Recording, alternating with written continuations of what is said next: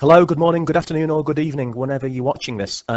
This is going to be a talk through of May 2018 Paper 1, Edexcel Higher Tier Maths. So the questions tend to get more tricky as we go through. I'll try to explain them as best I can. I'm not perfect, never claim to be, but I'm hoping you'll find some of this video useful. I don't expect you to watch the whole video, since I've put the chapters in so you can skip to whichever question you're having particular trouble with. And if you're still struggling, please do feel free to see me in person or leave a comment section in the comment section of the video. Anyway, I'll stop talking about the obvious. I'll start talking about the not so obvious, how to solve some of these nasty looking questions, which I'm hoping you'll realise after watching the video aren't so nasty after all for the large part. Let's have a look at question 1. First of all, you need to work out 2 1/7 plus 1 1/4. What I suggest we do here is convert to top heavy fractions. So we've got 2 1/7 first plus 1 1/4. So the way we do this is we multiply the whole number by the bottom number, then add on the top after. Same with this one too. Multiply that 1/4 and add on that top one. So 2 times 7 is 14 plus 1, that gives us 15. Keep the bottom numbers the same at this stage. This one here, 1 times 4 is 4, plus the 1 on the top is 5. Now when we're adding fractions together, we can only do this properly when the bottom numbers are the same. This is one method of a few to get the bottom numbers the same. I call it cross, cross, smiley face. Sometimes I think people call this a butterfly method, but in my mind it's cross, cross, smiley face. And what this means is we multiply each corner by the opposite corner, and that'll tell us the new top numbers. So 15 times 4 is 60. The new top number for this one is 60. Now the new bottom numbers, we just times the bottom ones together. So 7 times 4 gives us 28. Over here, 4 times 7 gives 28 as well. This new top number here, we do 5 times 7, which gives us 35. So now that the bottom numbers are the same, we keep them the same and just add the tops. So 60 plus 35 is 95, still over 28. Simplify if you can. If in doubt, don't bother wasting your time. If that as happens does not simplify, that's your final answer. You can convert it into a mixed number if you want to. Because a question doesn't specify that though, don't waste your time, don't do more than you need, leave it like that and move on. That's your final answer, 95 over 28. Number 2, one fraction divided by another. But this time it does say clearly, give your answer as a mixed number in its simplest form. So this here needs a bit more thinking. First stage is still the same, we need to convert to top heavy fractions. If ever we're doing any arithmetic with fractions, I'd always suggest personally to change them to top heavy first. So we do 1 times by 5 and then add that top one. So 1 times 5 is 5 plus 1 gives us 6. We've got 6/5 divided by 3/4. Now if you remember the trick here, when you're dividing one fraction by another, we keep the first one as it is. We change the symbol, so we change the divide to a times, and we flip the last fraction on its head. So 3/4 becomes 4/3. Now when we're multiplying two fractions together, a common mistake is to go for the common denominator. You don't need to. At this stage you just simply times the tops together, so we just do 6 times 4, which is 24. And the new bottom number, just multiply the bottom ones together. So 5 times 3, that's going to give us 15. So we're nearly home and dry, but we're not quite there yet because it still says simplify and give it as a mixed number. So at this stage, you could put it to a mixed number first, then simplify, or simplify first, then give it as a mixed number. I'd suggest you simplify first so you don't forget to do it. So what number can we divide 24 and divide 15 by? With a bit of thinking, you should see both of these will divide by 3. So I can divide both top and bottom by 3. Okay, so 24 divided by 3 is 8. 15 divided by 3 is 5. Now finally, to get it into a mixed number, we think how many times does 5 fit into 8? Well, 5 goes into 8 once, with 3 left over. Your remainder is how many of a bottom number you have left. So it goes in once with 3/5 still left over. And that's all we need to do. That's fully simplified and given as a mixed number. Question 1, we're done. So we're off and running. Let's have a look at the second question. Okay, this initially looks very hard, but bear in mind it's question number 2. So maybe be thinking there's an easier way to tackle this, okay? In a village, houses to flats are in the ratio 7:4. Right, so houses are mentioned first, then flats. So the first number here is going to be houses, second number's flats. So we can say here houses to flats are 7:4.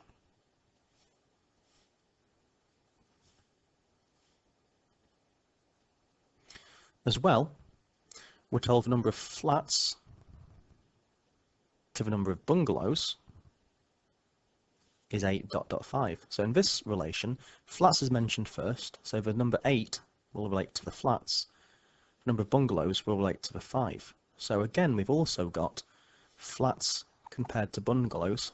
Flats are 8, so 8 flats to every 5 bungalows. So you've got 2 different relations going off here. We are, however, told that there's 50 bungalows in the village. So then we can use this to work out how many houses are in the village. Well, if there's 50 bungalows, we know that these 5 parts of bungalows must actually be 50 bungalows. Okay, so if you've got 50 bungalows, in fact I'll put this in the green because it was in green for bungalows. How do we go from 5 parts or 5 lots of bungalows to 50? Well, I'm hoping you'll see what we had to do to go from 5 lots of bungalows is 50. Each lot of bungalows, each group, must have been worth 10. 5 times 10 gives us 50. So if we do that to one side, very much like fractions, we do the same to the other. For the flats, 8 times 10 means we must have had 80 flats. So the actual number of flats is 80. Therefore, when we express the flats in terms of 4 parts instead, what we actually mean is we've got 80 flats, that's a bottom line. Whether we group them into lots of 8 or lots of 4, we've got 80 flats, that's the fact we've deduced. So in this relation, these 4 groupings of flats relates to 80 flats. So I've grouped them into how many lots? Well, if 4 lots is 80, what do I do to go from 4 up to 80? I'd have to multiply by 20. So each lot of flats here must mean 20. So I multiply by 20. If I do that to the right hand side, I'll do the same to the left. So 7 multiplied by 20, 7 times 2 is 14. Add on a 0, I get 140. So I must have had 140 houses. I've got 140 houses, 80 flats, and 50 bungalows. But the only one I'm really interested in is how many houses. So my answer here, stated clearly, 140 houses. Question 3, Renee is trying to be a businesswoman. So she's bought 5 kilograms of sweets. She pays £10 for all of these sweets. She puts them into bags. She puts 250 grams into each bag, then she sells them off for 65p. She sells all the bags. How much profit does she make?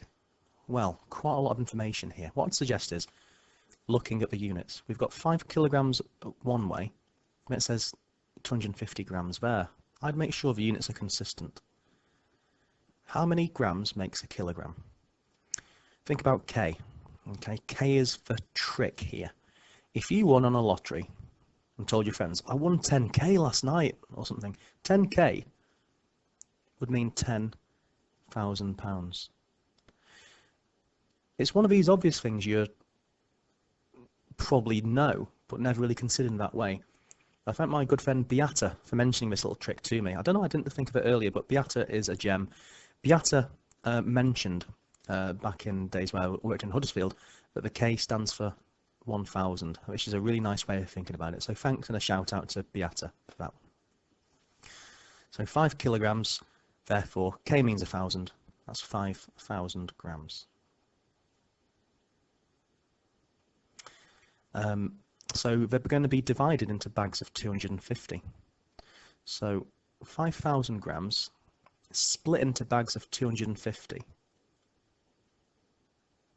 I need to work out how many bags she's actually, put this to one side, that's not strictly needed. How many bags is she filling up? 5,000 divided by 250. What I'd suggest is we can cancel off that naught. 525. What can I divide both of those by? Well, they both end in a 5 or a 0. If a number ends in a 5 or a 0, it means we can divide by 5. So I'm going to suggest we divide both these by 5. 500 divided by 5 is 100. 25 divided by 5 is 5. That then tells us that she's actually going to fill 20 bags, because 100 divided by 5, she's going to fill 20 bags.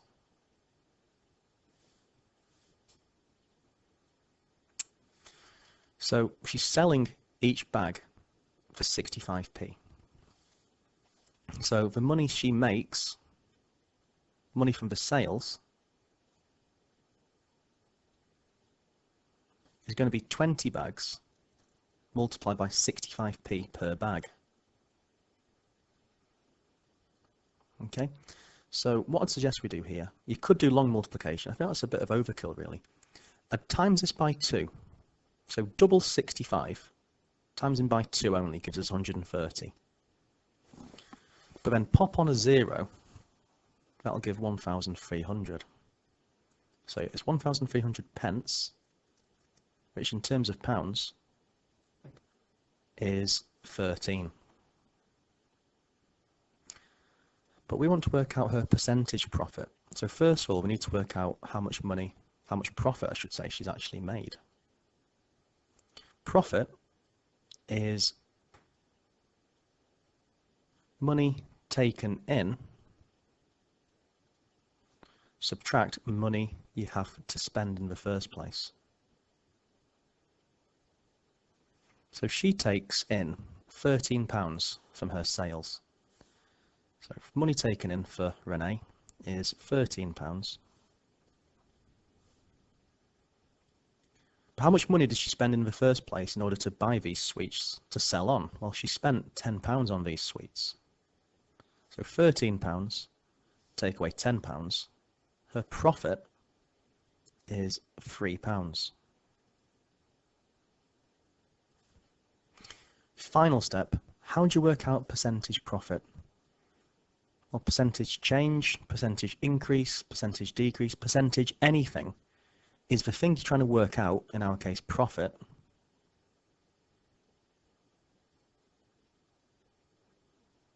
divided by the original number. Well, the original number, what she had to do originally was actually spend this £10. So it's a profit divided by the cost to her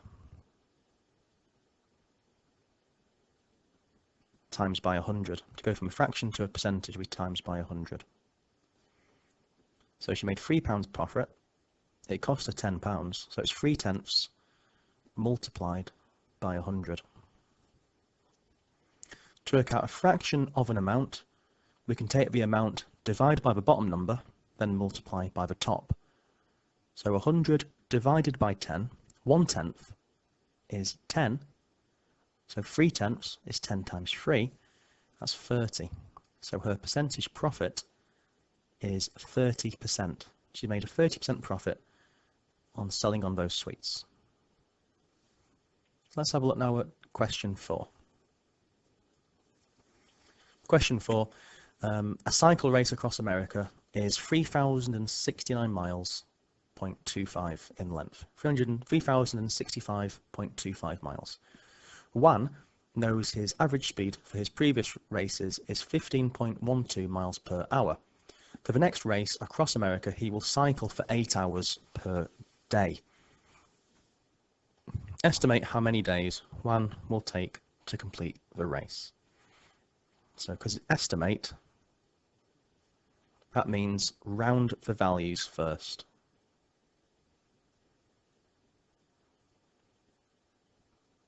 An estimation is a tool, a procedure to get a decent rough answer to an exact calculation without having to need a calculator. So if you're finding an estimation question a really awkward thing to do, you're not estimating right. You're meant to make it easy on yourself, but not so easy that you round in the numbers so they're way out. Okay, so we need to round these values first. So what's the first value we've got here? We've got the distance, 3,069.25. So 3,069.25.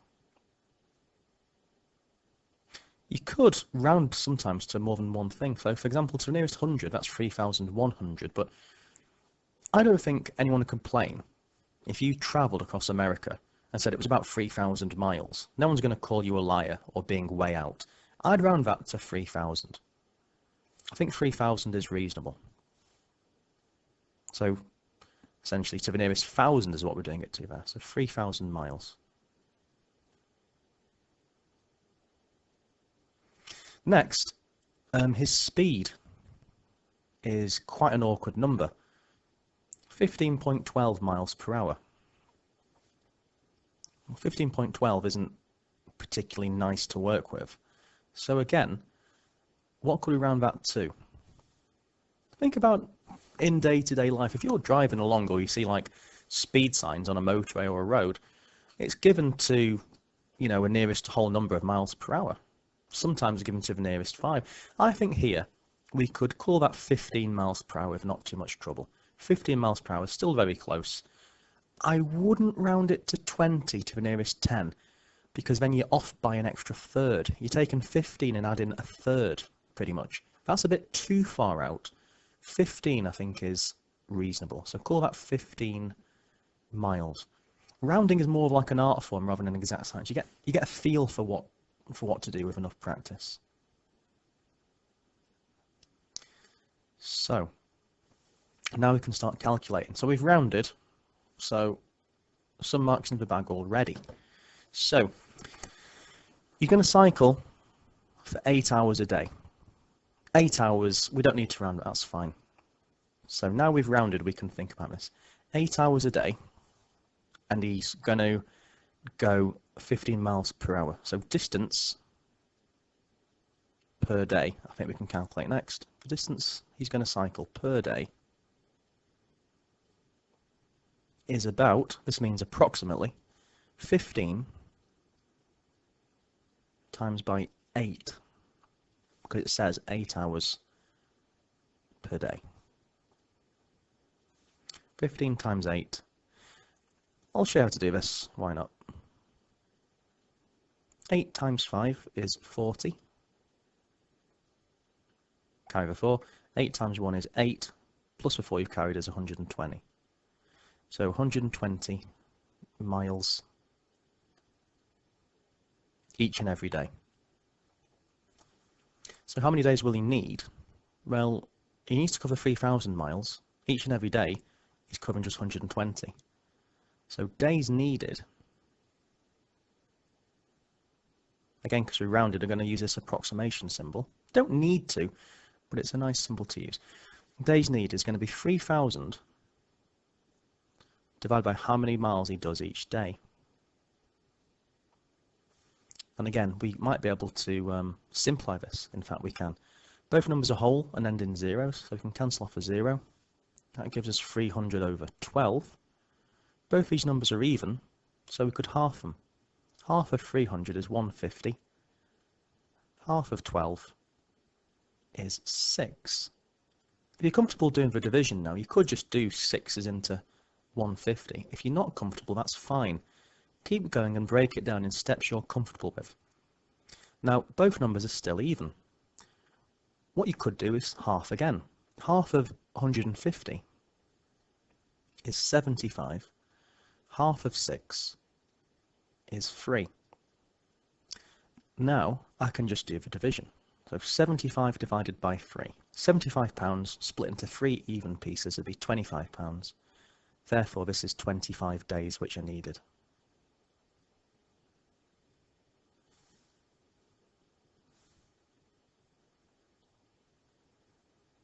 Part B seems a slightly strange one, but I'll explain. So Juan trains for the race, and his average speed improves because he's getting faster. So his average speed increases. He can now cycle at 16.27 miles per hour. How does that answer? So how does this affect your answer to part A? Well, this is slightly ambiguous, so there's more than one way you could tackle this one. Part A, you were estimating. So there's two things you could think. Either you could think, well, 16.27, I'd probably round that down to 15, because 15 is a nicer number than 16.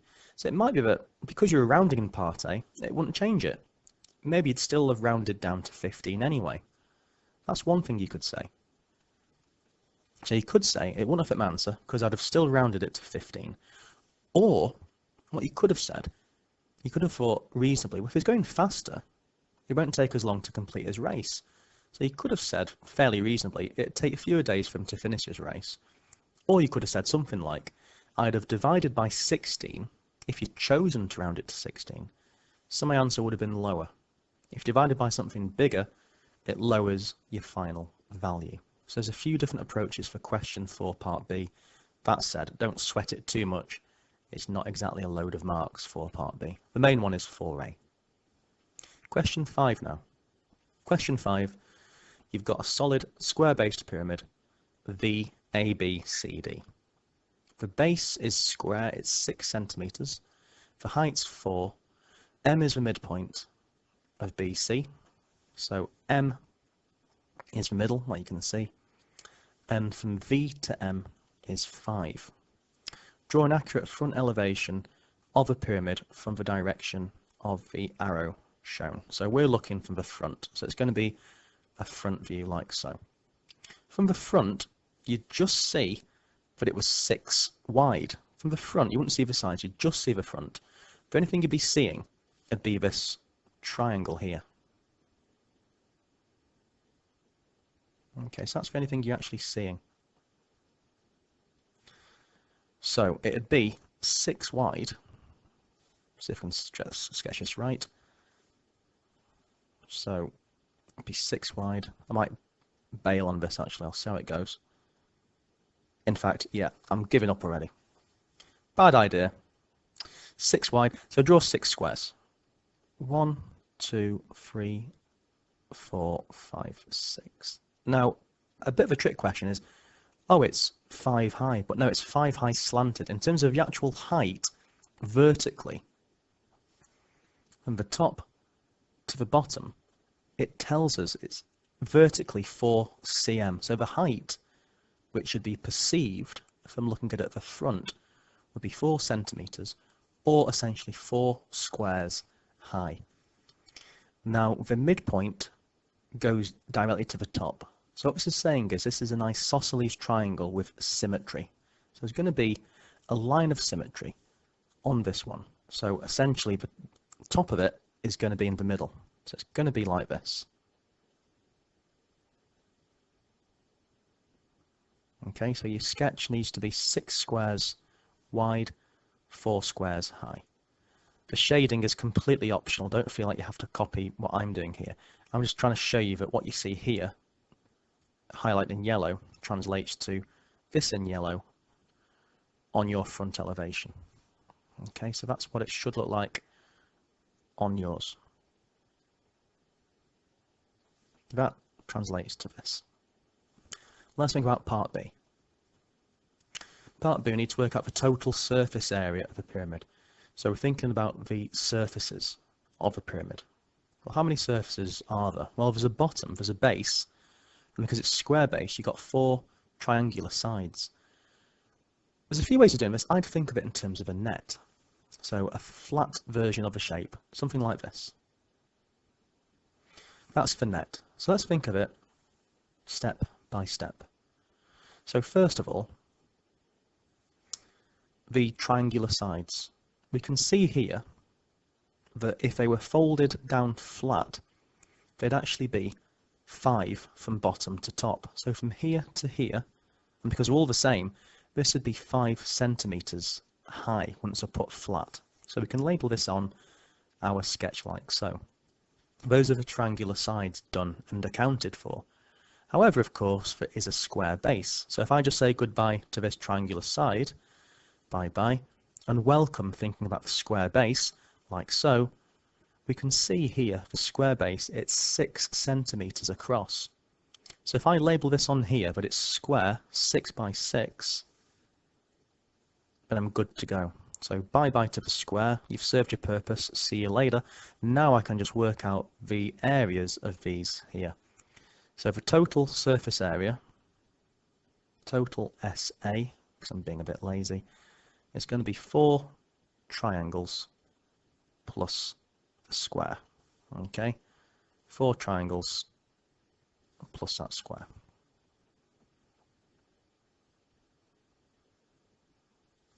So what it's going to be, to work out the area of a triangle, 4 lots of them of course, it's half times the base. The base of these is 6, like you can see, and the height is 5. Now the area of a square, you should know this, you will know it. It's going to be base times height, sorry, base times length, 6 times 6, literally 6 squared. I'll put it as 6 times 6, just so it's not too horrible. So here, what I suggest you do, 4 times a half, 4 lots of a half is 2, so it's 2 lots of 6 times 5. 6 times 6 I can work out, 6 times 6, that's 36. So I've just chosen to simplify this ever so slightly into that. Finally I can do it. I'm going to do 2 times 5 first. 2 times 5 is 10, times by 6 after is 60, plus that 36 at the end as well, gives us a total surface area of 96 centimeters squared for the shape. So that's how we do part B. Therefore, that's all of question 5 done. Question 6 could really throw people off, okay? I'm going to explain how you could maybe think about it. You've got this pattern made from 4 identical squares. The sides of the squares are parallel to the axes, like you can see. Point A's got coordinates 6, 7.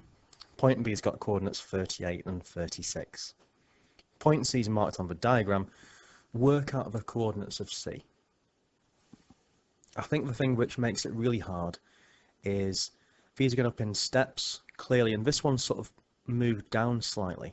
So what I'm going to suggest we do is actually imagine, what if the pattern had been going straight up and hadn't have had this little glitch in the middle? So what I'm going to suggest we do is think of it just for a moment like this, and then we'll turn to what it actually is later. So what we've got here is this thing here. So I'm going to just move it up and pretend, what if it was actually like this? Okay, what was actually up where these dotted red squares are instead. So let's think about what we can work out. Okay, so the point A is, the x-coordinate is 6. The x-coordinate of B is 38. So it's gone along from 6 up to 38, and it's took it 4 squares worth. That's 1 square, 2 squares, 3 squares, 4 squares. So from 38 from 6, 38 minus 6 is 32. So 4 squares across is 32 units. Therefore, each square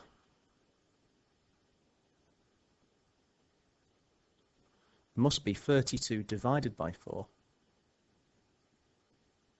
which is 8 units wide.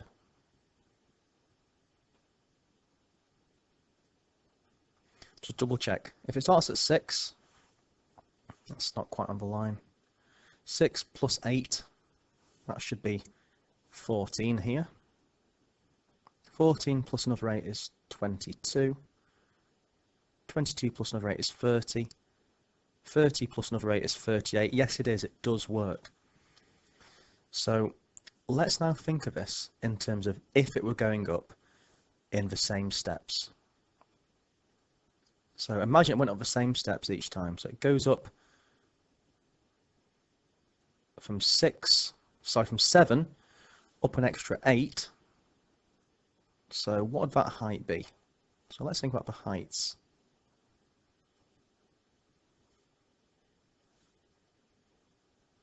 Again, imagine that if it had gone up in even steps. So we've worked out using the other way around of thinking about it.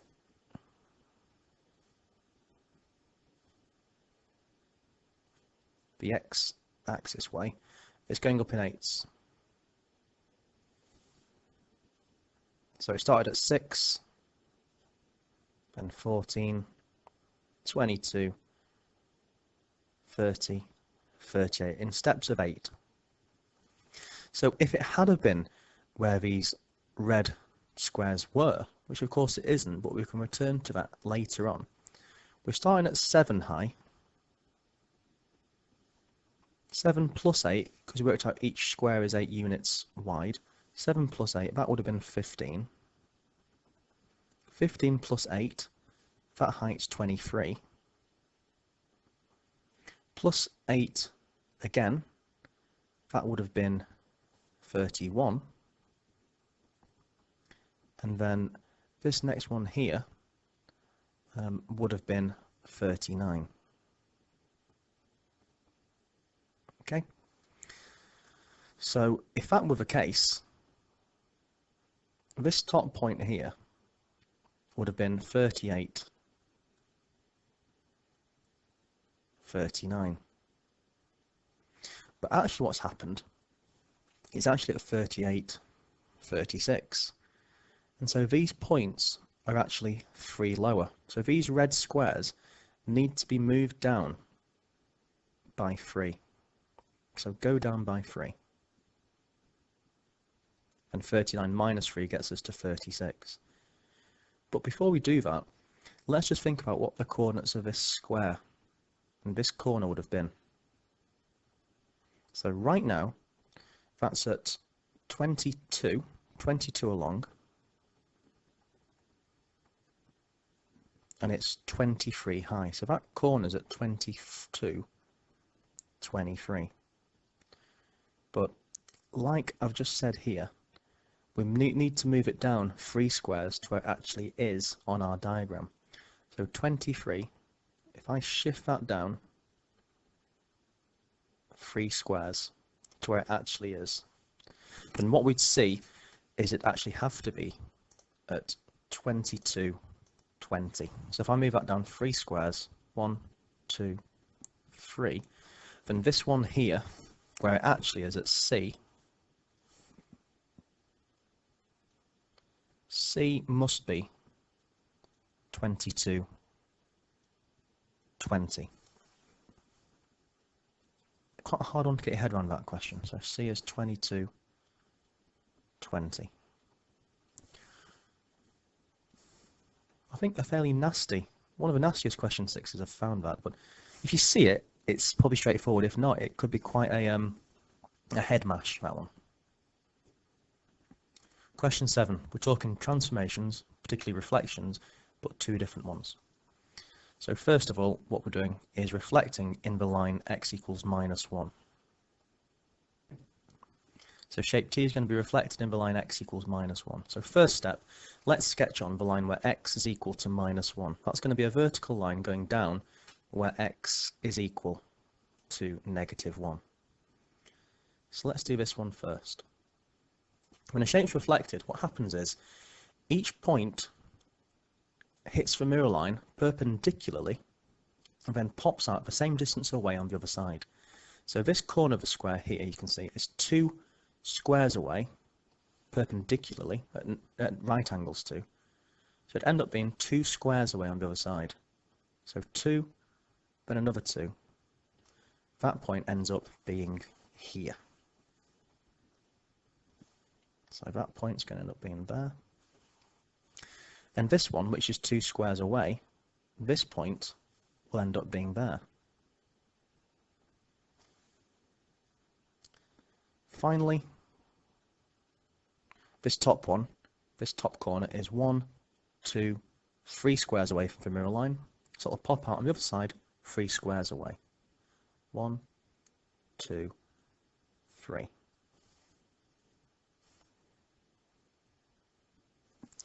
So first of all, after your first step, the triangle is going to be there. And that apparently is shape R. So I'm going to label this R.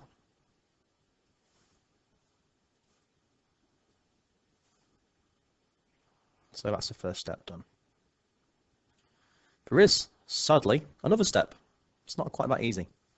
So R is then reflected, it says, in the line y equals -2. So the line y equals -2 is a line cutting the y-axis at -2. So we draw a line here, like so. Then we're going to reflect shape R to give shape S. So for this one, same idea. Get each point, that's slightly off, sorry. Each point hits the mirror line at right angles. So this one here is 1, 2, 3 squares away. It'll pop out on the other side 3 squares away again. So 1, 2, 3. It ends up down there. So this point goes to here. This one at the top is 1, 2, 3, 4, 5 squares away from the mirror line on that side. So it needs to be 5 squares away on the other side. So 1, 2, 3, 4, 5.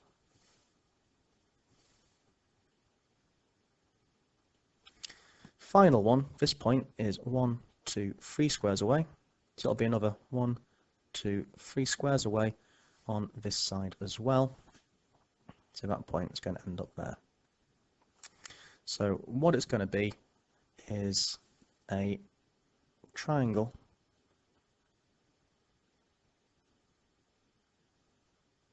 drawn like so, and I'll label this one S. So S is actually right down there.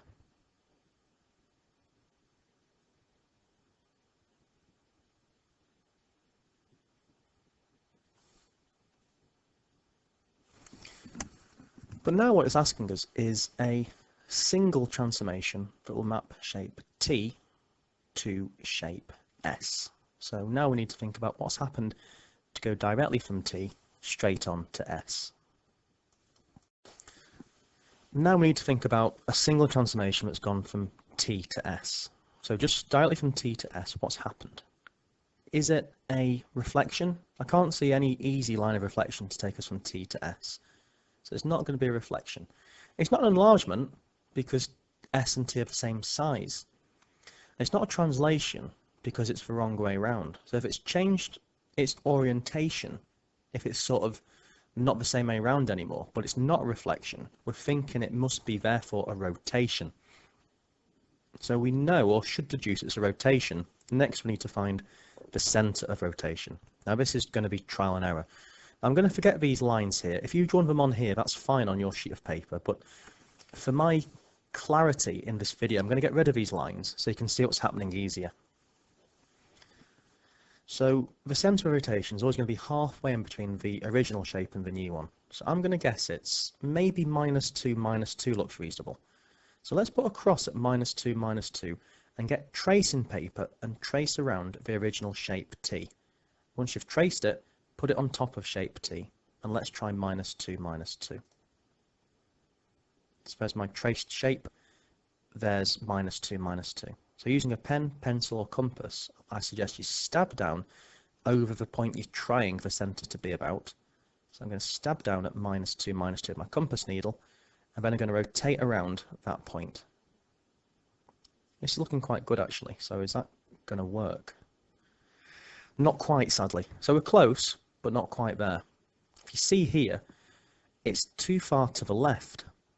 So what I'm going to suggest now is we try a different point, move to the right slightly. So let's try minus 1, minus 2 next. So we've tried that, it's not quite worked, never mind. Let's go again using minus 1, minus 2 as our point. So we're going to start from this point now. So again, what I'm going to do is get the compass,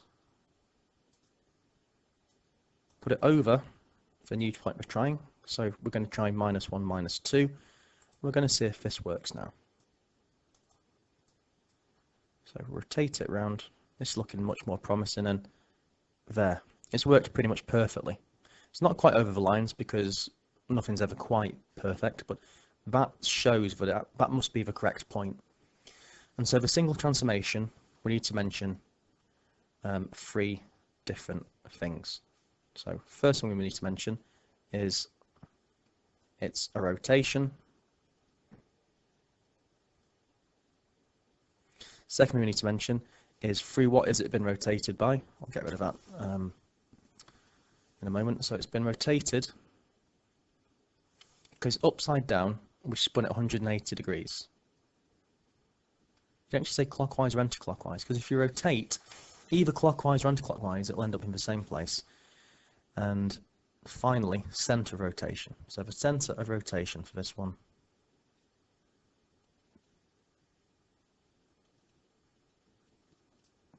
which works was where we put this cross here. So it's minus 1, minus 2. Next, let's think about question 8. Question 8, we've got a perimeter of a right angled triangle. It's 72 centimetres. The lengths of its sides and the ratio 3 to 4 to 5. We need to work out the area of this triangle now. So what we can do here is think of this in terms of a ratio. So we've got these different sides. So one side, the shortest one, is 3 lots. That side is 4 lots. This side is 5 lots. 3 plus 4 plus 5 is a total of 12 parts. Okay, but it says here the perimeter is 72. The perimeter means all the way around the outside. That's a total of all the lengths. So these 12 parts must be worth 72 centimetres. So the trouble now is, the question for you is, what can I do to go from 12 to 72? What can I multiply by perhaps to go from 12 to 72? Have a think. Okay, you should hopefully find that you have to multiply by 6. If I multiply one side of a ratio by 6 to keep it in proportion, I need to do the same with all the others. So 3 times 6 is 18 centimetres. 4 times 6, 24 centimetres. 5 times 6 is 30 centimetres. And as a double check, this should add up to 72. 18 add 24, that's 42, plus 30, that is 72. So it's a right angled triangle. Okay, so we know that the hypotenuse will be the longest side. Okay, so this side here, that's the hypotenuse.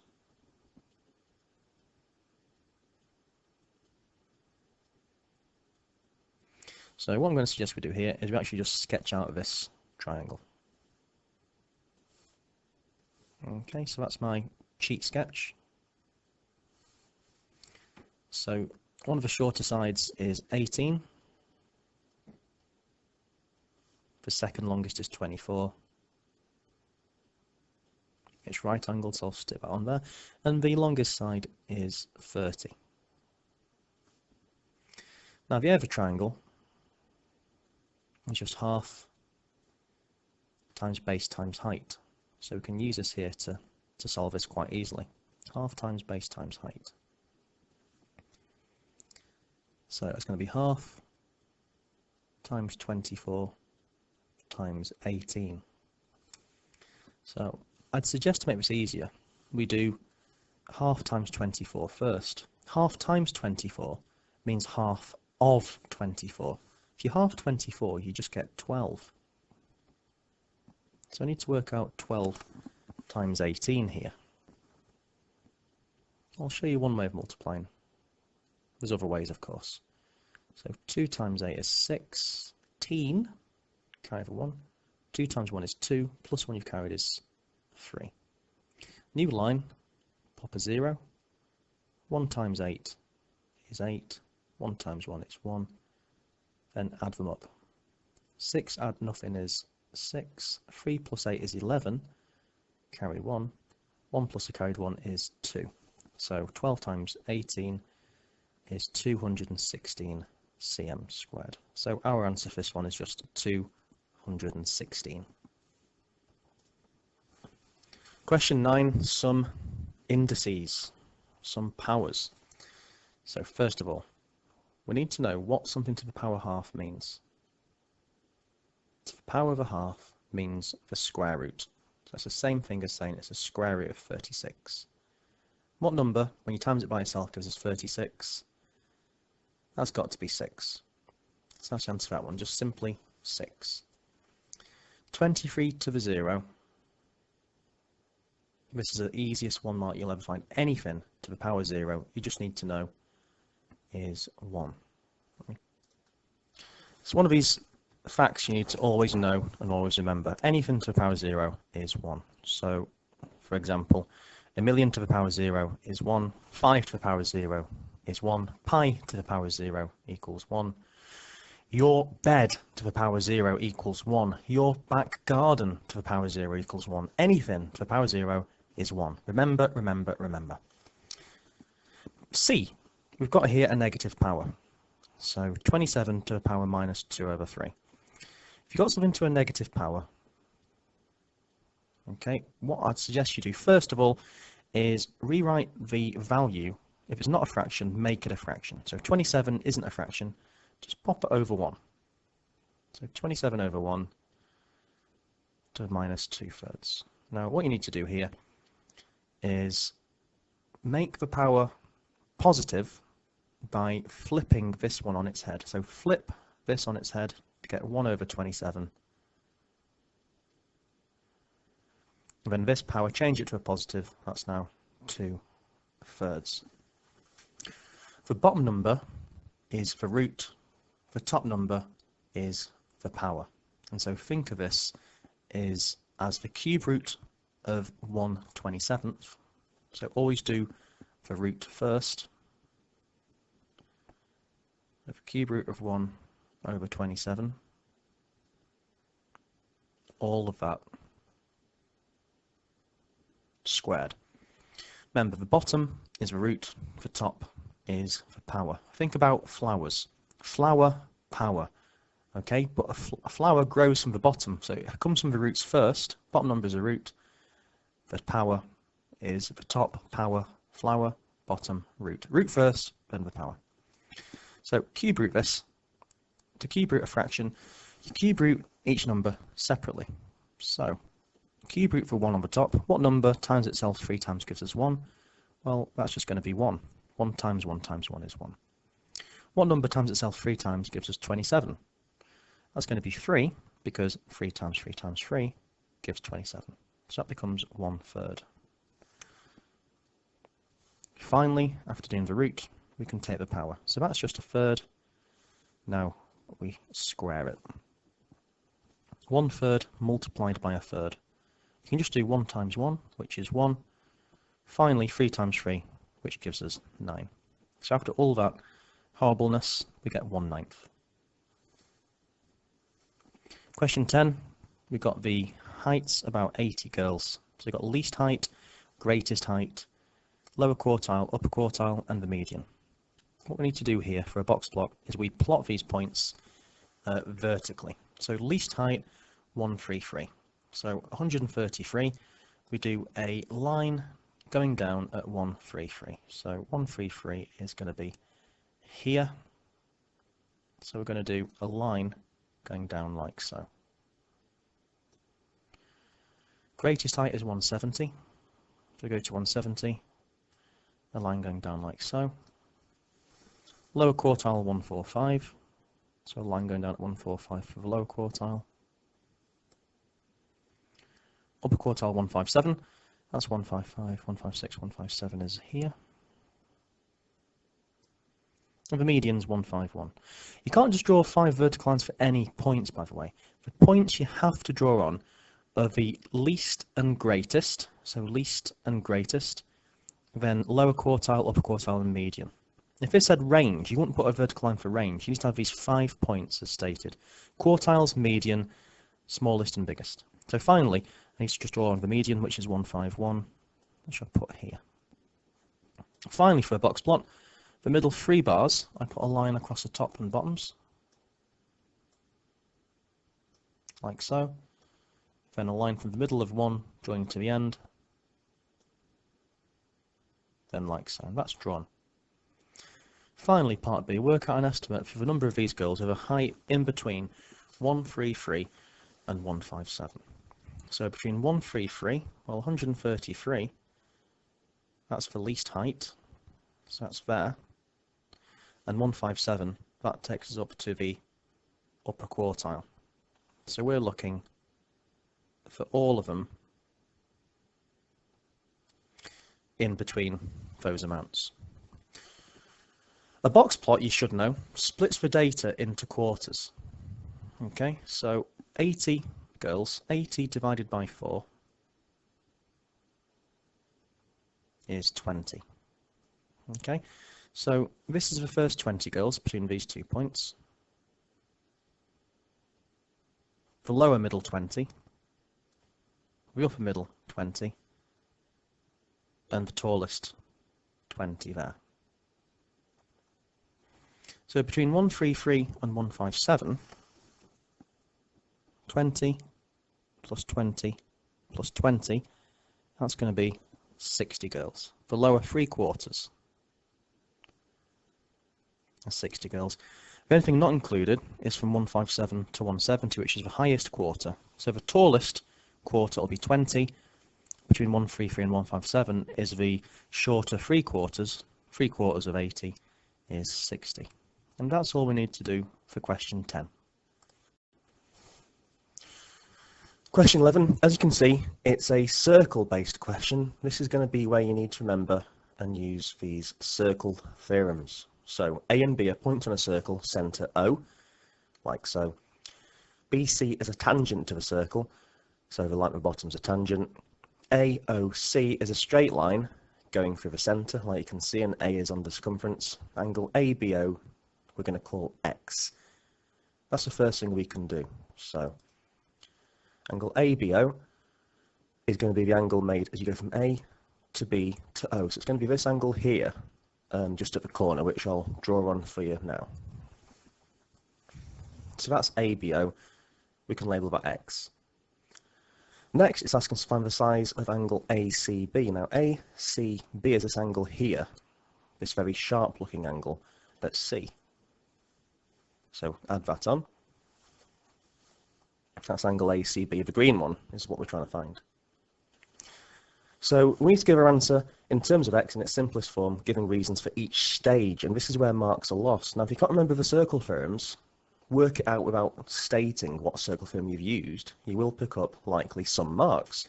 But to get maximum marks, you need to remember and state which circle theorem or angle factor you're using in your working. So first of all, what we could do is we could notice that from O to B is a radius of the circle, as is the line from O to A. These are both radiuses, or in fancy language, radii. So the triangle AOB is a triangle which has 2 sides which are the same length. It's got 2 sides which are a radius. Therefore, this one's going to be an isosceles triangle. Because it's an isosceles triangle with 2 sides the same, it's going to have 2 angles which are the same as well. So this angle at A will also be x, because the base angles in an isosceles triangle are always the same. Where the two equal sides meet, here, that's the angle that's different. The other two are the base angles which are the same. So I can label this one at A, x as well. So well, now we can start thinking about angles inside a triangle. So that one's x and this one's x. So if I wanted to, optionally I could label this one 180 minus 2x by saying angles in a triangle must add up to 180. So x plus that one would be 180. So I can solve that one in terms of x. However, the way I'm going to do it with you today is by thinking of this angle here at B. So what's this angle at B going to be? Angle OBC. Well, first of all, what we should say before we get to that one at B, the first one, so point 1, you don't need to put point 1, is angle OAB equals x. AO and BO are both radii, so AOB is isosceles, and so the base angles are equal. But now we can start thinking about this angle here at B. That's going to be a right angle. That's because OB is a radius, and from B to C is a tangent. And that's another of these circle theorems. The tangent meets the radius at 90 degrees. So we can state that as a reason why we know that's a 90-degree angle. Angle OBC is 90 degrees because the tangent meets the radius at 90 degrees. So now we can start thinking about solving this angle C in terms of x. So if you look here, it looks like you've got two triangles now, a small one over here and a massive right-angled one there. But the original triangle was from A to B to C, then back again. So let's now think about the whole triangle as one once more. This triangle in the thick blue lines. So now I can think of this in terms of angles. First of all, that's angle X. This is angle ACB, obviously. But this angle at B, in its entirety, that one would be X. That bit of the angle is 90. So the whole angle at B there is X plus 90. So this whole angle at B, from one end to the other, is actually X plus 90. So labelling them on, that whole angle is X plus 90, that one's X, and that one's ACB. So now at this stage, we can think about solving this one. So we can say that X plus 90 plus ACB must add up to 180. Reason being, because angles in a triangle always add up to 180. So now we can have a go at solving this. So x plus x is 2x plus 90 plus ACB is 180.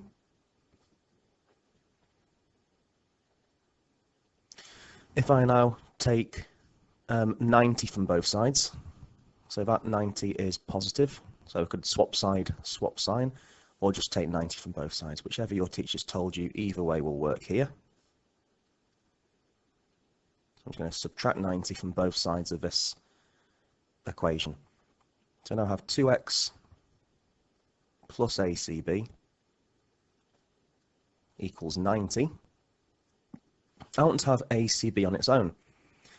So this angle ACB, I've got 2x in the way. So my final step here is just to take away the 2x from both sides.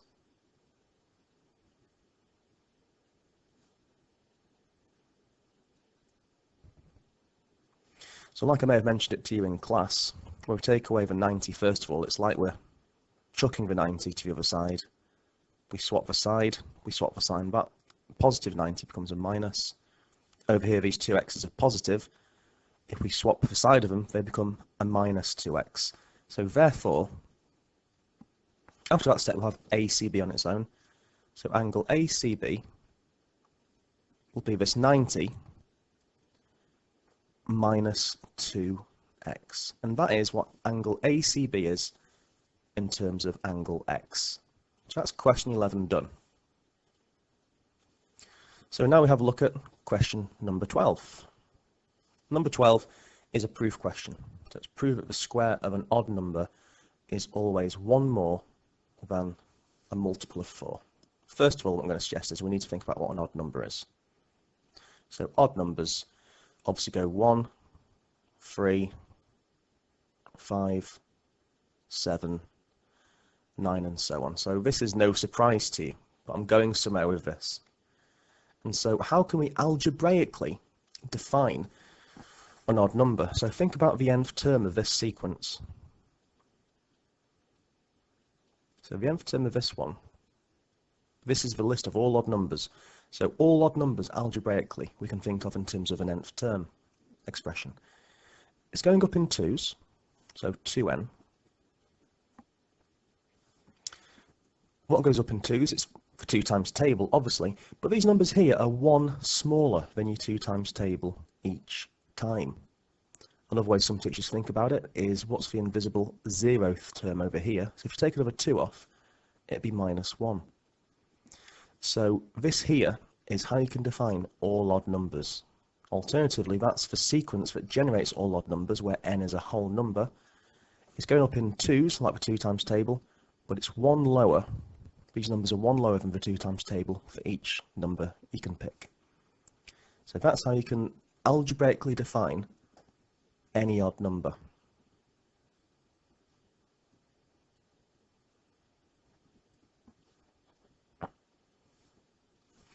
So we're going to start with this. This is our starting point. So odd number is 2n plus 1. So just saying, let the odd number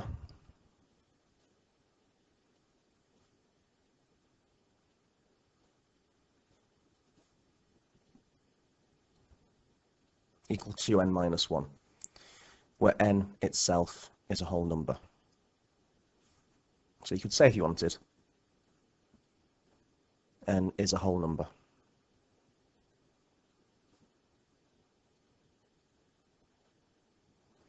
So now we've got the start of the proof nicely presented. You're making it clear to the examiner, I'm going to let my odd number be 2n minus 1. So what we're going to do here is we're going to square the odd number. So this is my odd number. Next it says, prove that the square of it is always 1 more than a multiple of 4. So a multiple of 4 is one thing that's mentioned. But first of all, it says I need to square it. So 2n minus 1, I need to square it. Oops, wrong colour. I want that to be in a red. In fact, I'll go for blue. So that squared,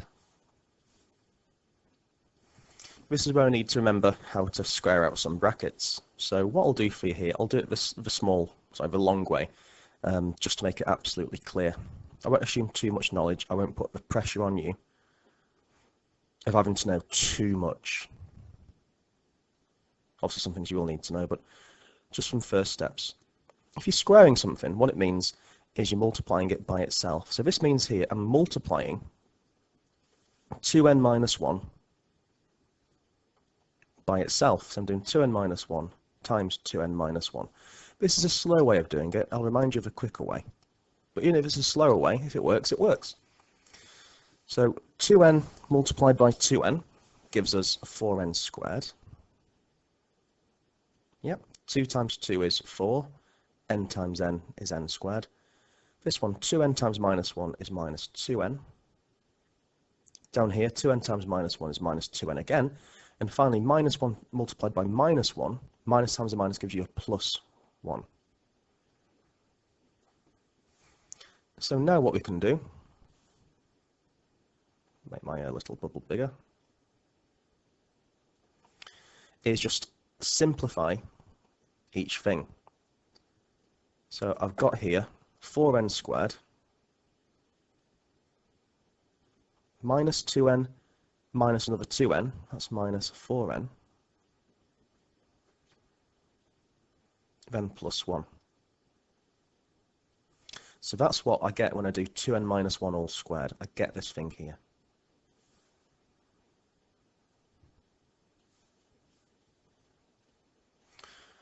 So 4n squared minus 4n, and importantly, which you'll see later, this plus 1. Now all I need to do here is reference this in terms of being a multiple of 4. A multiple of 4 just means you can factorise out a 4 from it. A multiple of 4 means it's 4 multiplied by whatever. So as you can see here, I could factorise out from this beginning bit a 4. So if I factorise out a 4, 4n squared is 4 lots of n squared, and minus 4n is 4 times minus n. Okay, so I've got that bit there. So this bit becomes this, but I've still got that plus 1 at the end. And now you've actually pretty much done. This here is a multiple of 4, because it's 4 times something, plus 1. And so we can say, therefore, you proved it. So 4 lots of n squared minus n is a multiple of 4, and plus 1 is obviously just 1 more. So just say, therefore, the square of any odd number, square of an odd number, is 1 more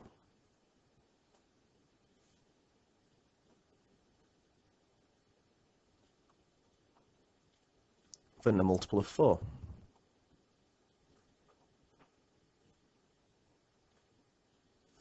Okay, this here, you've done it there, you don't need to add any more, but just make it clear. This thing there is a multiple of 4.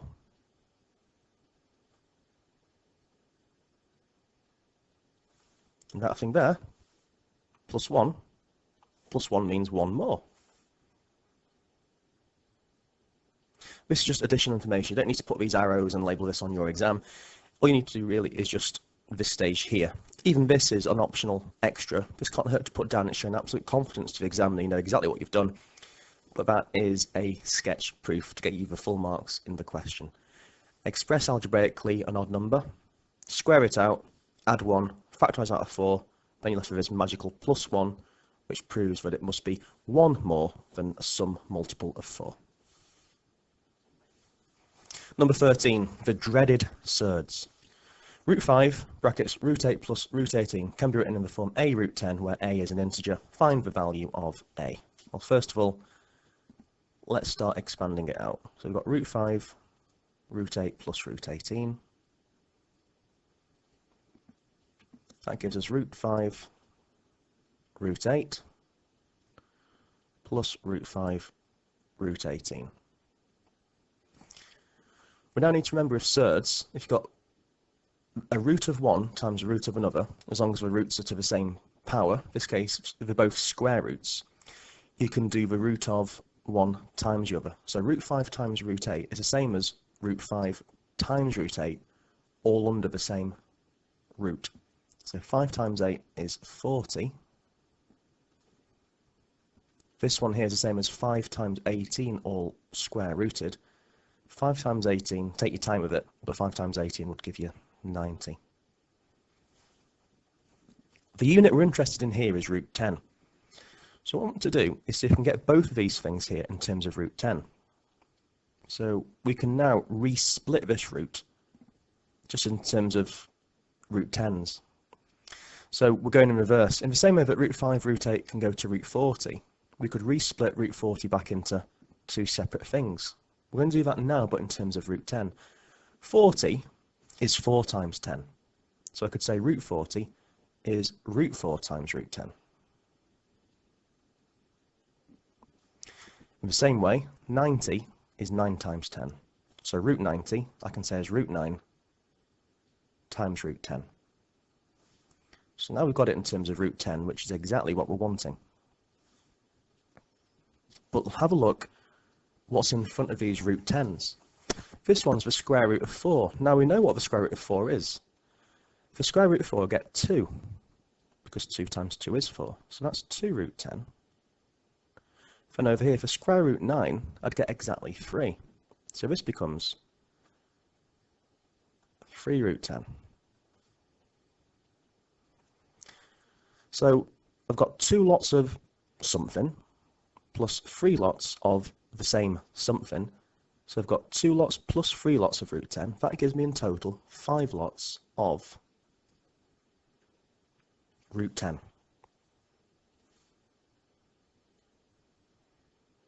Don't let the surds freak you out. Think of a surd as like an algebraic x or something. If that were 2x plus 3x, you'd be confident putting 5x. It's the same thing. 2 root 10 plus 3 root 10 is 5 lots of root 10. So that's how we do that one. Number 14 is a bit tricky in fairness, so I'll guide you through this in a bit of care. So we've got here, y is inversely proportional to d squared. So let's just think about this first.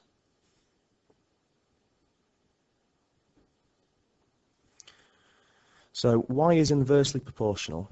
We put y down first. Inversely proportional. Proportional means this fish symbol. Now whatever is inversely proportional to it, in this case it's d squared, inverse proportion means we write this thing here, but 1 over what it's inversely proportional to. So y is inversely proportional means fish 1 over followed by whatever comes after the 2. So that's your first thing. Now what you do is you replace this proportionality symbol with a constant. What we say here is therefore y equals some constant multiplied by d squared. So y equals k times 1 over d squared. Or if you want to, you could say y equals k over d squared. It's one and the same thing. So now we're told when d is 10, y is 4. So what we're going to do here is we're going to sub d is 10 and y equals 4 into either this one or that one. So y is 4, so pop in 4.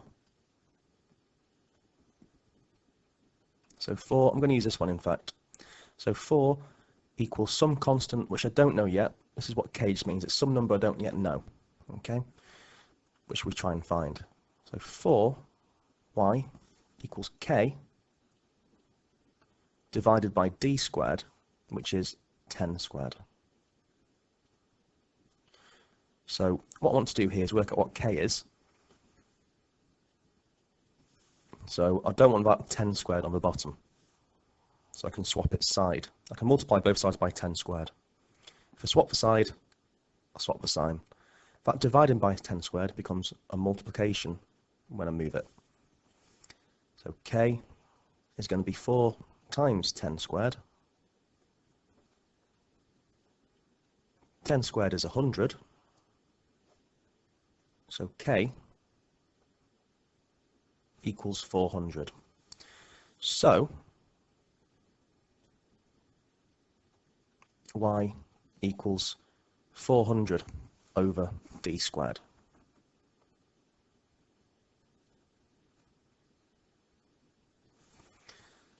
So that's this first bit done. Quite long-winded, this question, I will give you that, but it's worth doing step by step because otherwise it's just even more confusing. The next bit we're told is this. We're told d is inversely proportional to x squared. So I'll make a little space here for this one.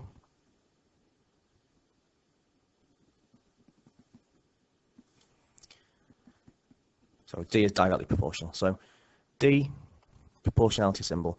Direct proportion means we just write what is directly proportional to it on its own. So just simply d proportional to x squared. We now replace this proportionality symbol with an equals sign. So we put d then equals some constant multiplied by x squared. Normally the constant we should use is k. Because I've used k now, I could use k again, but that might confuse you. Well, he's already used k. So just pick any other symbol you want. Okay, I'm going to pick ax squared. I'm going to pick a for my constant this time. That's your first step.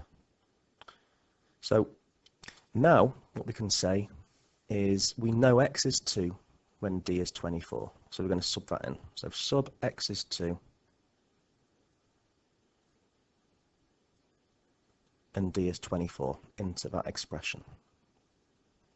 So d 24 equals a, which we don't know, we're trying to find it, a multiplied by 2 squared.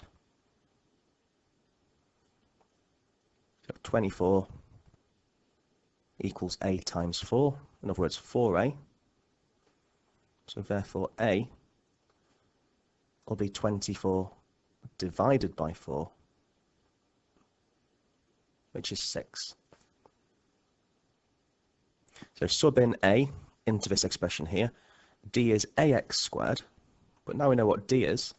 D is 6. We can say d equals 6x squared.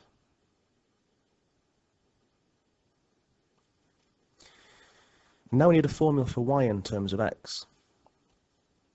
So we've got the start of it here. We know that y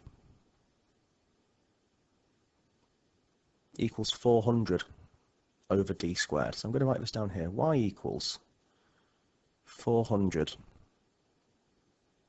over d squared. However, we've actually just worked out what d is. D is this thing here. D is 6x squared. So what I could do is I could sub in what d is in terms of x. So in other words, I've got y equals 400 divided by d squared, but d is 6x squared, so it's dividing by 6x squared. Squared.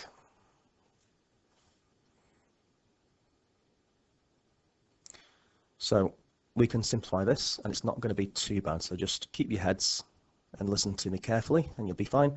So 400. Now I'm squaring all of this. So I square the number. So 6 squared is 36. And then this is where people might be very likely to make a mistake. X squared means x squared times another x squared. That gives you x to the power of 4. When you're doing a power of a power, you multiply the powers. 2 times 2 gives you 4. Now it does say give your answer in its simplest form. If the world were a nicer place, I'd say you could have earned a rest after doing all this work, but no, we need to carry on. So this will actually simplify. What I'd say is, think about it in terms of numbers being even. You could divide all these by 4 actually, but just do it step by step if you're a bit unsure. 400 and 36 are both even. If they're even, you can divide them by 2. So half of 400 is 200. Half of 36 is 18. But look, 200 and 18 are still even. So half again. Half of 400 is 100. Half of 18 is 9. Now these have no more common factors. That's as simple as it will go. So just conclude with your simplest expression. Therefore, y must equal 100 divided by 9 x to the power 4. That's as simple as we can go. That is your formula in terms of x. Y equals 100 divided by 9x to the 4. Question 15. Factorize a squared minus b squared. I've got something squared minus something else squared. This is called a difference of 2 squares. This is just a gimme type of mark. This is a 1 mark. If you see this question, you're thinking, oh, thank heavens, this is really easy. All you do, difference of 2 squares, square root both things. Square root a squared is a, square root b squared is b. In one bracket, you put one thing square rooted plus the other one square rooted. And in your final bracket, you just do the positive thing square rooted, but now minus the one which is taken away, square rooted. AB, plus and minus in the brackets. So that's all you need to do for that one. If you see these, you should think, right, this is just an easy one just to chuck out there and get the marks. Now, this one I think will confuse, quite possibly. It says hence, which is a clue that part A should help you. Hence, or otherwise, simplify fully, x squared plus 4 all squared minus x squared minus 2 all squared. I'll show you the long way here after, because I don't think a lot of people would spot the trick for this one. The trick is whatever's being squared minus whatever else is being squared can be simplified like this. Now here, you've got something awkward squared minus something else awkward squared. So you can liken this thing to that. So in this case, A is all of that minus B squared, so minus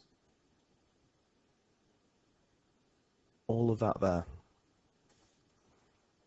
So in other words, we're saying let A be x squared plus 4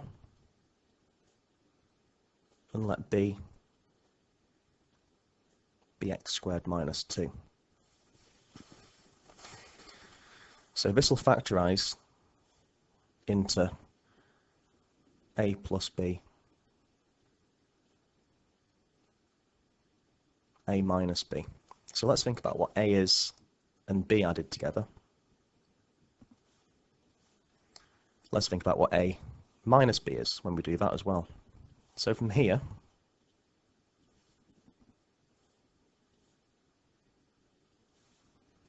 add them together. A plus B x squared plus x squared, that'd give you 2x squared, pardon me. 4 plus minus 2 would leave you just plus 2. 4 add minus 2, if you add a minus, it's like a subtraction, 4 minus 2 gives you 2. And A minus B, x squared minus x squared, we have no x squareds left. Next, do the units. 4 minus minus 2 gives us 6. Okay, so here, A plus B, A minus B. So what will that give us? So A plus B is going to be 2x squared plus 2.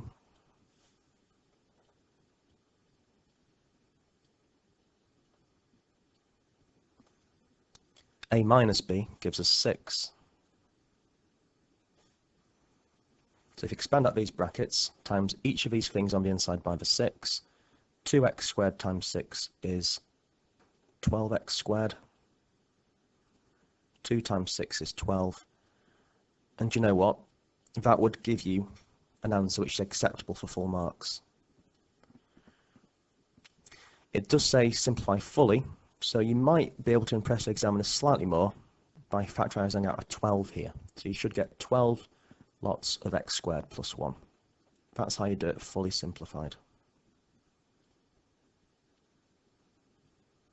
That's optional, but preferred. However, you would get away, if I can say that, with writing the answer like this. That's absolutely fine. 12x squared plus 12 would be fine too. However, I'm going to assume at this stage, with all due respect, that you might not have spotted that. I think that's a bit of a tricky question. So doing it the long way, how would that look? So you'd have x squared plus 4 all squared minus x squared minus 2 all squared. So first we'll square this first one. X squared squared gives you x to the 4. Now if you're squaring brackets here, you times these two together. So x squared times 4 is 4x squared. The quick trick is when you double that answer. So 4x squared, double it, gives you 8x squared. Finally 4 squared gives 16. But we're minusing off all of this stuff. So I'm going to put this in brackets here. So you're not going to get confused, hopefully, with the minus and the minus. So x squared squared, again, gives x to the 4. X squared times minus 2 gives minus 2x squared. Double that answer gives you minus 4x squared. Finally, minus 2 times minus 2, minus times a minus makes a positive, that gives you positive 4. So now we can simplify. x4 there, minus an x4 there, those two would cancel off. 8x squared minus 4x squared means 8x squared plus 4x squared, which gives 12x squared, and finally 16 take away 4 gives you 12. So again, you would, with care, still get the same thing, but of course that is, in my opinion, a slightly harder way of doing it. But that said, the long way isn't as awkward as it could have been, so that's absolutely fine if you wanted to do it that way. Question 16. Okay, so again, this is a question where it's not so bad if you keep your cool with it. So, let's go. This is the first thing that's been mentioned to you. Okay, so read it carefully. There's only red, blue and purple counters in a bag.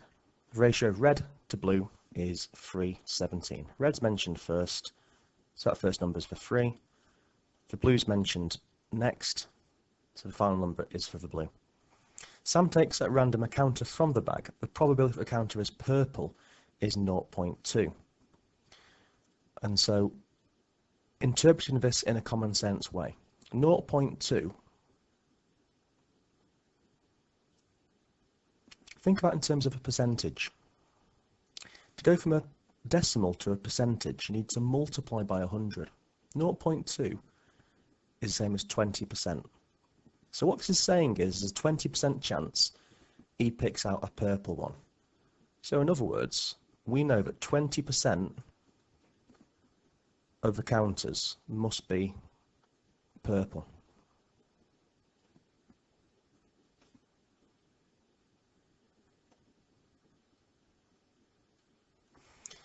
So therefore, from that, if 20% are purple, what about the other ones? What about the red and blue? Well, remember, 100% is everything.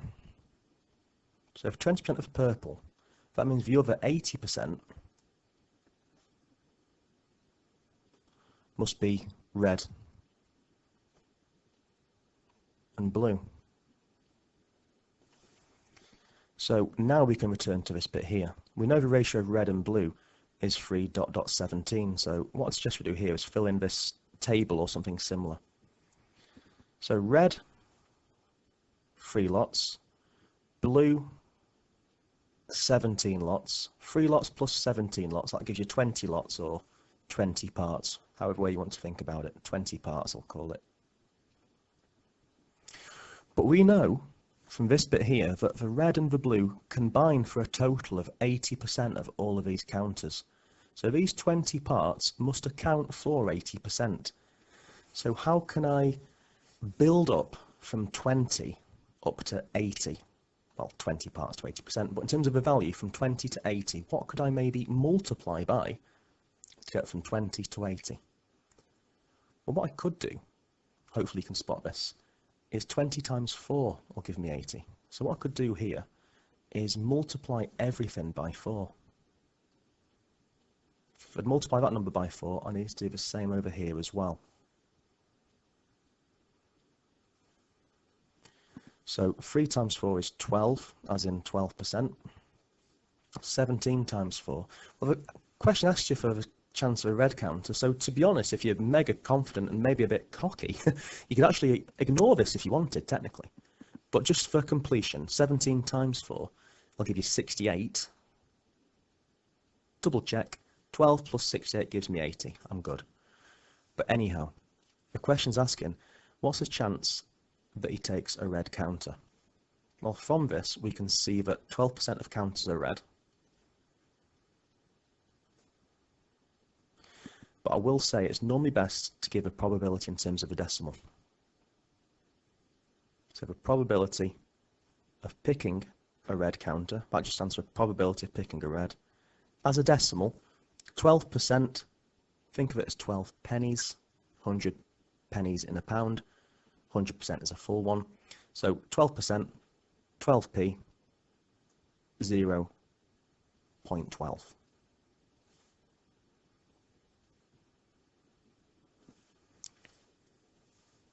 Question 17, simplify fully. Well, here the trick is you should always expect that something on the top will cancel something on the bottom. The easy win here is as follows. Okay, the top isn't the easy win, but the bottom, the start of it at least is. You should spot on the bottom, you've got a common factor of 2 and of an x. Both these numbers divide by 2, and as well as that, there's an x in each of them. So factorise out a 2 and factorise out an x. So over here, 2x times what gives 2x squared? Well, it's times by an x. 2x multiplied by what would give minus 6. Well, 2x times 3 would give 6x. Because it's a minus 6x, that needs to be a minus 3. So this top bit is going to be the problem. I'll tell you a fairly nice way of factorising something like this, where the coefficient of the x squared isn't just 1. First of all, this is really important. Check if there are any common factors between all 3 of these terms. Can I simplify these down by dividing them or factorising out a number? Well, I can factorise out a 3 from these 2, but nothing's common with 3 and 8. I can't factorise out a 2 from everything. That's as low as these numbers will go. That's the first double check. Very rarely will you need to factorise anything out. Sometimes you would, but essentially we're good to go here. Now, you know, as well as me, things are easiest to factorise when you have an x squared, rather than a 3x squared or a 10x squared, just a simple 1x squared. So we're going to forget that 3. What I'm going to do, I'm going to shove this 3 to the other end and multiply by that minus 3 there.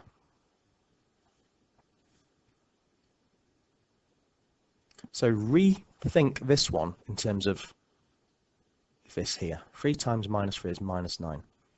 Now you could factorise that. So I'm just thinking of it like this. So you could factorise this much easier.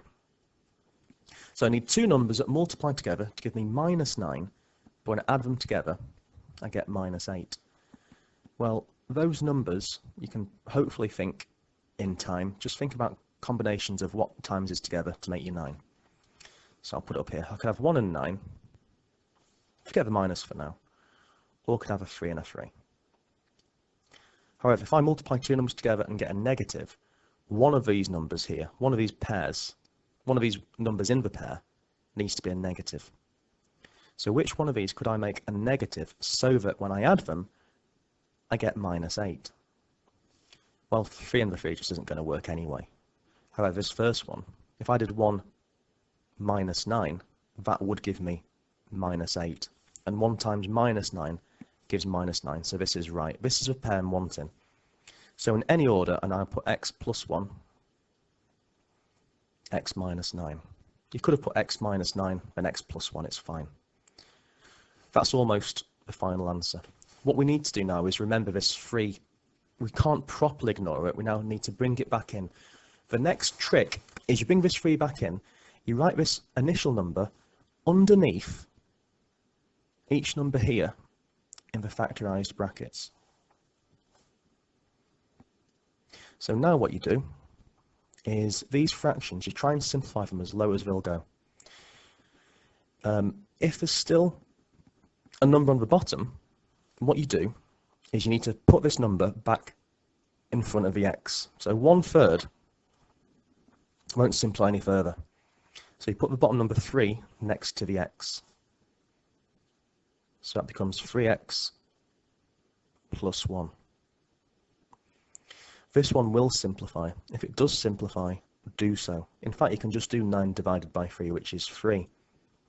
So because this divides exactly, just replace the 9 divided by 3 with what 9 divided by 3 is.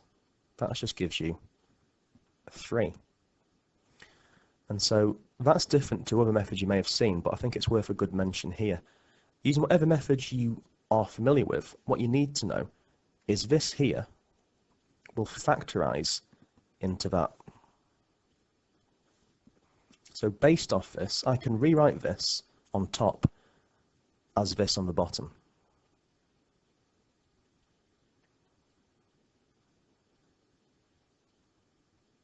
Okay, so at this stage,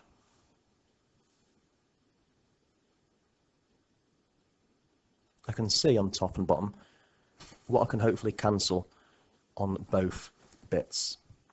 So I've got x minus 3 as a common factor in each, so that can be cancelled off. So x minus 3 there, x minus 3 there can cancel.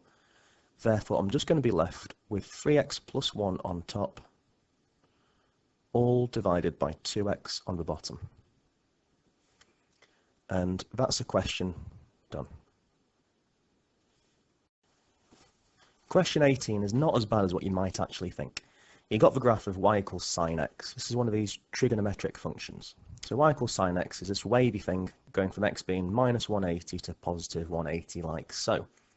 On the grid, you're asked to sketch y equals sine x minus 2. So you've got y equals sine x drawn. You're wanting to draw almost exactly the same thing.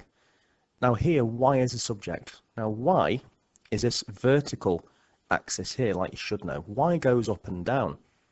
So you're doing exactly the same thing, but it's minus 2.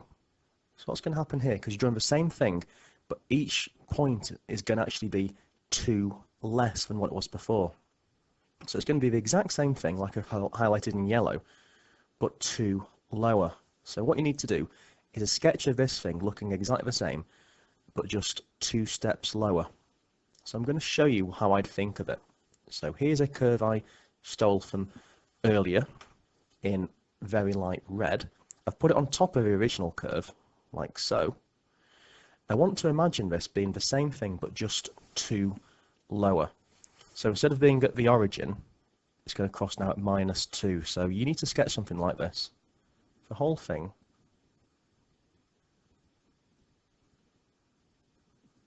but just 2 lower. You just shifted it down like so. So you need to be sketching this one in red. That's all there is to that one. Question 19. Point P's got coordinates 3, 4. Point Q's got coordinates A, B. What on earth does that mean? So already, I think people will be panicked by this. A and B, I'm going to suggest how you might want to do this one now. Before we even get to this next bit, P and Q, because it says PQ here, we need to picture this line. Algebra tends to be seen as very abstract and therefore harder. Sketch out a line, how it might look. I don't know, neither do you, but just sketch something out, make it more tangible. So, first step, just draw on any old line. Pop P on there. So it says P has got coordinates 3, 4. Write down P as one end of that line. I'm going to choose that start bit here. So P, 3, 4, like so.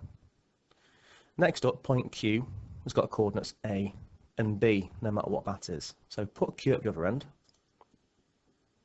So Q, I'm going to put in green over there. Now, you can't really work out much about the line, but what I can think about is what the gradient of any line actually is. The gradient is the change in y divided by the change in x. So I can do this now at least. So for PQ, for this line PQ,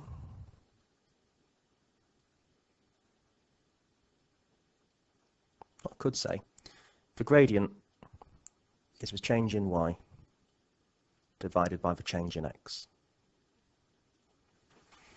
So basically, how much has it gone up divided by how much it's gone across.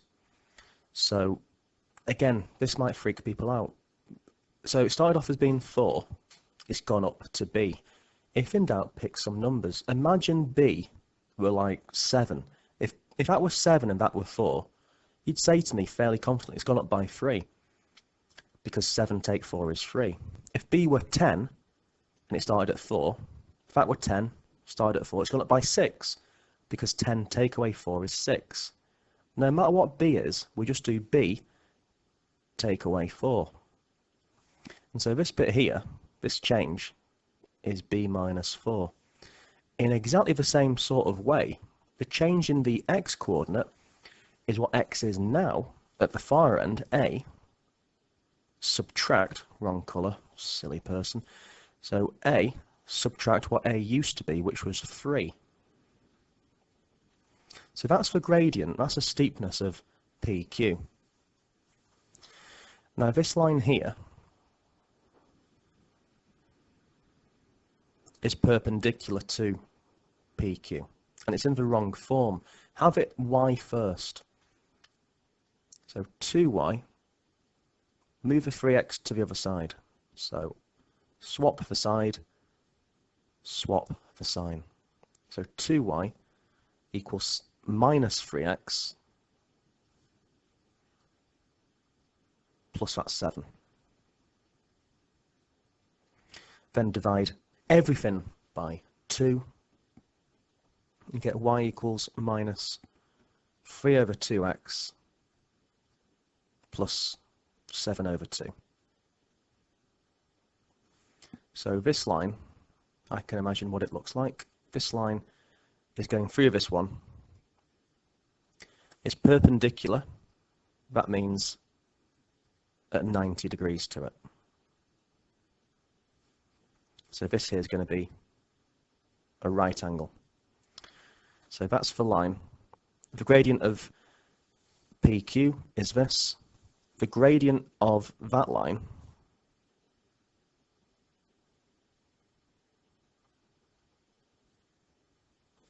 is the number in front of the x. When it's in the form y equals mx plus c, the stuff in front of the x is the gradient. This has got a gradient of minus 3 over 2. You then need to remember a key fact. Okay, the key fact is, you don't need to write this down in your exam, it's just for me reminding you, if two lines are perpendicular,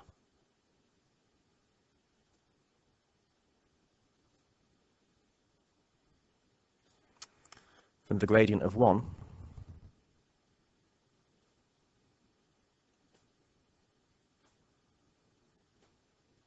is the negative reciprocal of the other.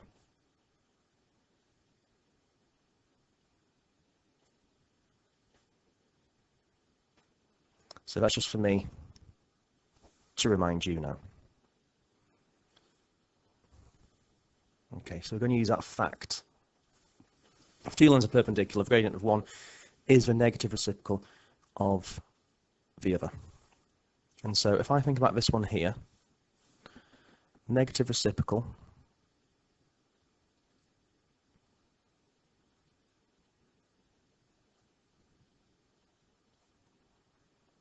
of minus 3 over 2. Reciprocal means turn on its head. So 2 comes to the top, 3 is on the bottom, and a switch for symbol. So minus becomes plus. So the negative reciprocal of this one is 2/3. So this, therefore, this one here, the negative reciprocal of this gradient is the same as the gradient of from P to Q. So these two are equal. This is why it's question 19. It's not straightforward at all. So therefore, b minus 4 over a minus 3 equals 2/3. You've got one fraction equal to another. Now, teachers teach this in different ways. What I tend to think about it is you can cross multiply. That one times that corner equals that corner times that corner. Okay, if you're not sure about this, think of it in terms of simplifying 5/10. 5/10 simplifies to a half. Yeah? Double check. 5 times 2, 10. 1 times 10 is 10. So that's the trick and why it works. Thinking of it in terms of equivalence. So from this, therefore 3 times b minus 4 equals 2 lots of a minus 3. expand out. So 3 times b is 3b, 3 times minus 4 is minus 12. Over here, 2 times a is, well, 2a. 2 times minus 3 gives us minus 6. If I then add 12 to both sides, or essentially swap for side, swap for sign,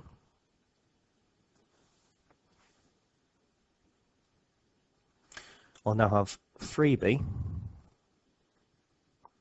equals 2a, and minus 6 add 12 is 6. Minus 6 add 12 is 6. You can think of it as 12 take away 6. So minus 6 plus 12 just gives us 6. Therefore, if I divide everything now by 3, I get that b equals 2a plus 6, all divided by 3. If you wrote it as b equals 2a divided by 3 plus 2, that's fine. If you write b equals 2/3 of an a plus 2, that's fine as well. But that's an expression for b in terms of a. Finally, we come to the very last question on the paper. So n is an integer such that 3n plus 2 is equal to or less than 14. And also over here, 6n divided by n squared plus 5 has to be greater than 1. Find all possible values of n. This first method is going to be purely algebraic. I'm going to show you after a method where it's trial and error, which you might prefer if algebra isn't your strong suit. First of all, think about which equation is the easiest. Well, this one's definitely the easiest one. Solve this inequality first. Take away 2 from both sides. Swap side, swap sign if you like. I get 3n has to be less than or equal to 12. Finally, divide both by 3. N needs to be less than or equal to 4. And so that's one ingredient. The biggest it can be is 4. Integer means a whole number, it could be negative. This one here.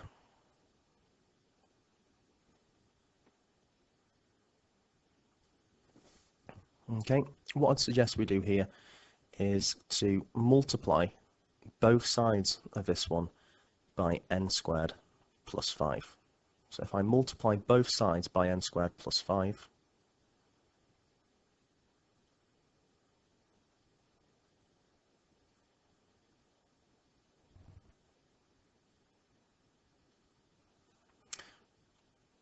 what I get next is 6n needs to be greater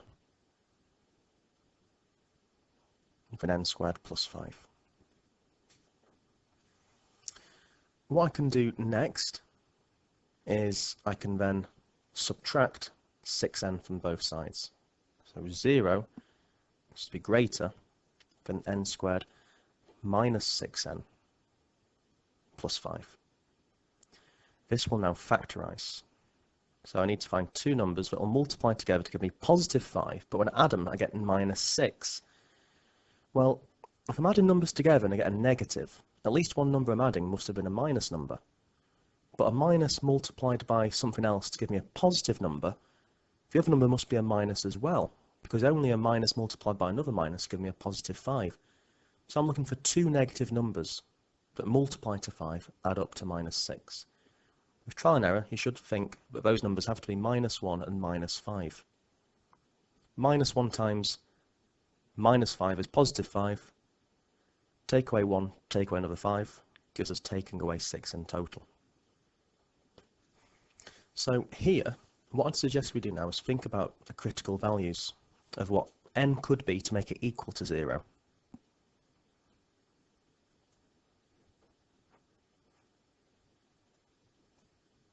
Well, this one, for this bracket to be equal to 0, n would have to be 1. For this bracket to be equal to 0, n would have to be 5, because 5 take away 5 is 0. Now, this here, you should know, this here is a quadratic.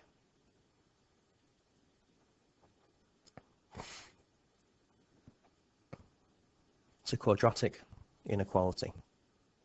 So if I imagine a sketch of this quadratic, It's equal to 0 when n is 1 and n is 5.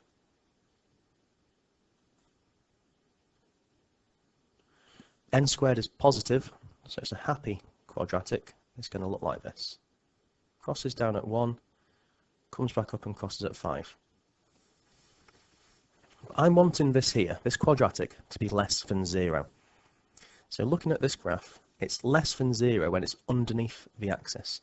This is where it's positive, down here is negative. So I'm looking for this region here. So the critical regions are 1 and 5.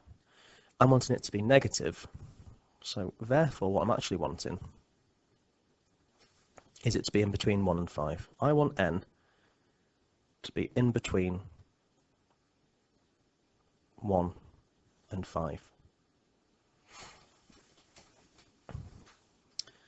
Now it needs to be strictly bigger than, strictly smaller than, so it matches with the initial symbol type. So what I need here is to think, well, what whole number values would satisfy n being less than 4, or equal to 4, and n, whoops, my bad, I need to undo that pronto, or n being in between 1 and 5. Well, for this one here, whole number values that satisfy this, it'd be n being 2, 3, or 4. For this one here, as long as it's less than 4, we don't care for this one. So n could be minus 1, minus 2, minus a million if you want. 0, 1, 2, 3, 4. We need to pick the numbers that agree with each. So 4's in each, 3's in each, 2's in each, 1's allowed for this one, but not in this one. So in terms of what numbers are in each, it's just 2, 3, 4. Therefore, that's our solution. The only possible values of n are n being 2, 3, or 4. And that is our final answer for that one. N has to be 2, 3, or 4, and nothing else. I did mention another way, so trial and error. So for trial and error, what we have to do first of all is, again, we still need to solve this one. Okay, so 3n plus 2 less than or equal to 14. Take 2 from both sides. We get this. So therefore, we're wanting a whole number which is less than 4. So we want n for this one. N could be as negative as you like, as long as it's a whole number, all the way up to and including 4.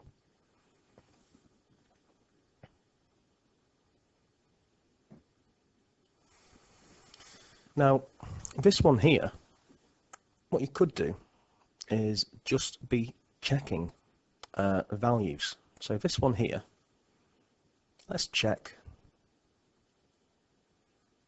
when n is 4. So when n is 4, 6n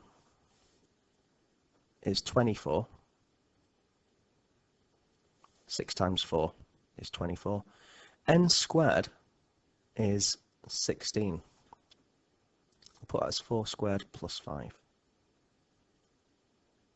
So that'll give me 24. 4 squared is 16, plus 5 is 21. Is that bigger than 1? It is. It's a top-heavy fraction, so that's going to be bigger than 1. So n equals 4 works for each. So n equals 4 works. Does it work for n equals 3?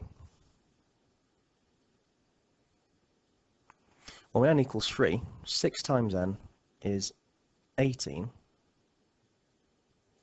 N squared means 3 squared, and plus 5 is obviously plus 5. So leave it as 18 on the top. 3 squared is 9, plus 5 is 14. 18 over 14 is a top-heavy fraction, so it's greater than 1. So it works for n equals 3 as well. Does it work for n being equal to 2?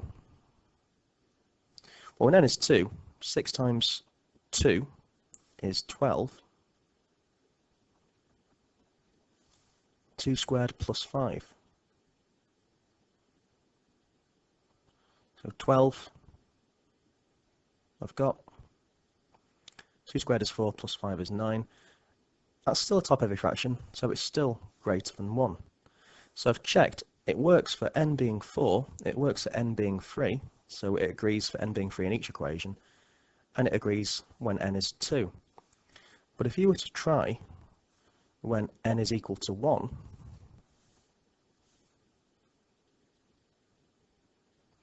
then, so I've gone off the page, but 6n is what's on the top. 6 times n is 6.